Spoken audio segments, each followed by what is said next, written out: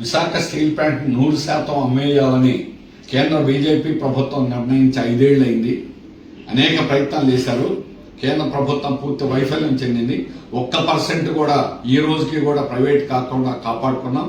అది Vizag steel plant పోరాట పరిరక్షణ కమిటీ పోరాటం వల్లనే దీన్ని నిలబెట్టుకున్నామని మేము గర్వంగా చెప్పగలం.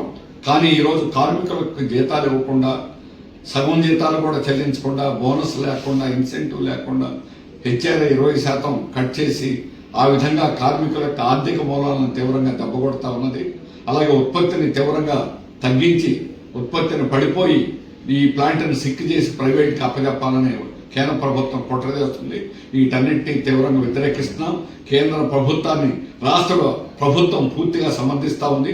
ప్యాకేజీ ఇచ్చాం, లాభాలు గడించామని ఇది పచ్చబద్ధం. సుమారుగా 5,000 కోట్లు గత సంవత్సరం నష్టాలు రావడానికి కేంద్ర ప్రభుత్వం, రాష్ట్ర ప్రభుత్వం ప్రధాన కారణం.